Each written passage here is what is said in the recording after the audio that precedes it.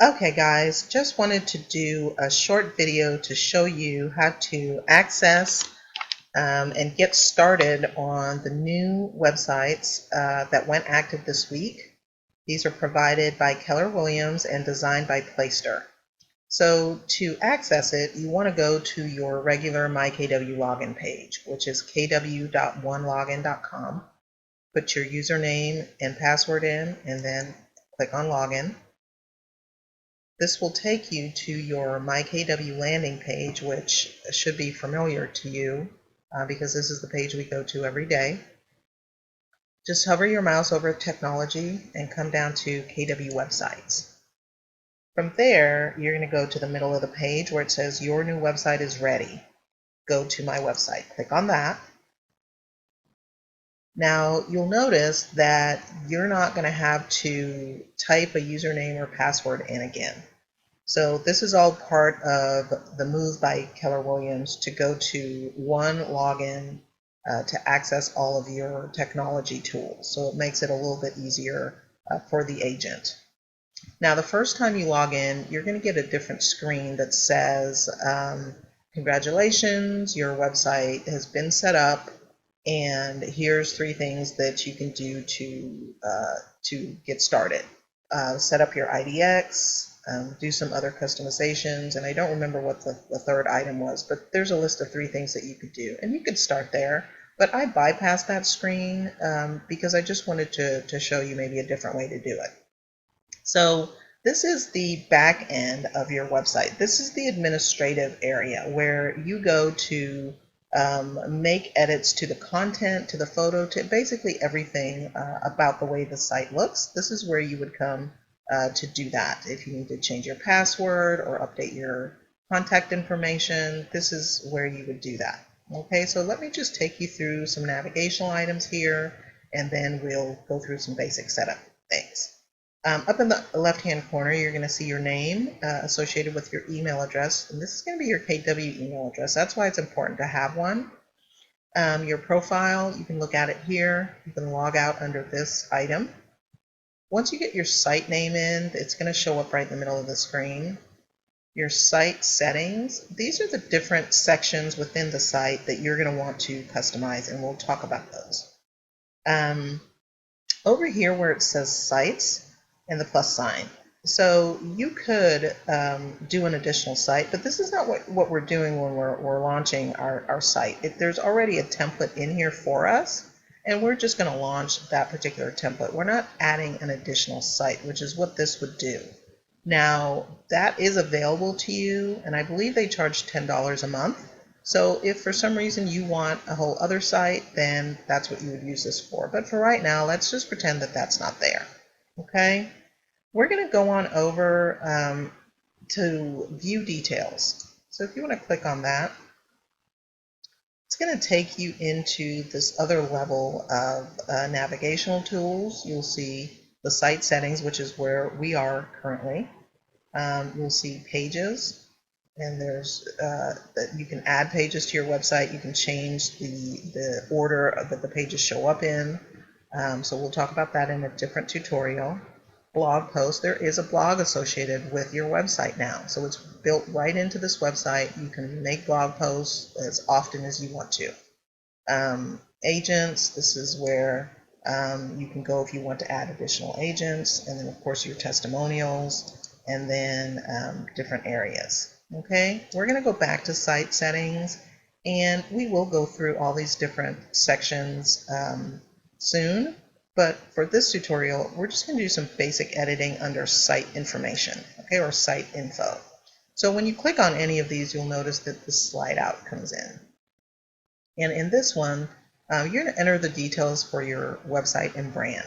Okay, so basically, what branding are you currently using? Is it your name? Is it a team? Is it some other name, all right, that you've registered with Trek? So you'll put that in here. Whatever your tagline is goes next. And then you want to upload a logo for your broker, because of course you've got to identify the broker on your website. So you have a couple of different options. If you have a particular KW logo that you want to use and it's on your desktop, you can upload from here. Just click on Upload File, and it'll ask you to find it on your desktop or on your hard drive and upload it. You can also select it right from here. If you click on select the KW logo, you'll see that a bunch of them come up, and they're pretty specific to different areas. But if you scroll all the way down to the very end on the left, there's a generic one, and you can click on it and say select, and it will put it into this spot right here. If you've developed your own logo, you can upload that in this area here where it says Favicon. Okay? And again, standard upload procedure. Just click on the file, find it on your hard drive, and then upload it here. Your contact details. How do you want your clients to get in contact with you? So you want to put your name in, you want to put your email and your phone number, and you want to upload your photo. Again, click on upload file, find it in your pictures, and open it and upload it. Okay, it should take about, 15 seconds to upload the photo. Then you want your office details, of course, Keller Williams Fort Worth, email, and I put the agent's email address here, okay, because this is your website, so you want any contact coming from here to go to you. The office phone is in this section. Now remember, we put your particular phone up above in the contact details, okay? But the office phone is here, and I believe this information shows up at the footer of the site, so all the way down on the bottom. You want to put in the address. If you're at Boat Club or in Southwest Fort Worth, then you will want to put whichever address is appropriate to your location. Scroll on down. Once you do that, you'll see the area for SEO, search engine optimization, and they're asking for a couple of things, the meta title and the meta description. The meta title basically tells Bing, Google, all the different search engines, Yahoo, what is this website about? Okay, so you want to be concise about what your website's talking about. And then in the description, it just gives it just a bit more about what's in your website. Okay, so you want to make that specific to maybe whatever area you're working in, or a demographic maybe that you're working with. Okay, and then you want to save. And then once you save that, that's really some basic setup for your site. Okay, the other thing we're going to do, you should be noticing that there's a warning here that your site is not live yet. And right before we launch it though, I want to go into IDX integration. Okay, and this is where you're going to select your MLS. So you'll notice that KWLS has already been selected. You want to make sure that your region is Texas. If it's something else, just click on edit, and then you'll go through the drop down and choose the correct area.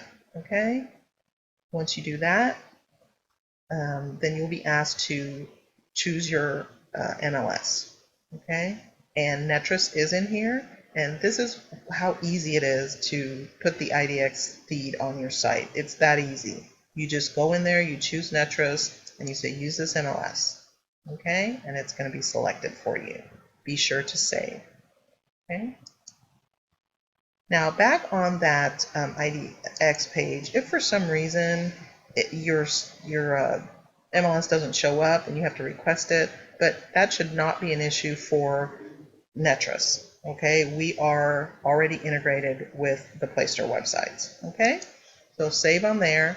Now that we've put in our IDX integration, we've put in our basic information about how to contact us and our office address and all of that, let's go ahead and click on the link that should be somewhere around here in the middle of the page and launch that site.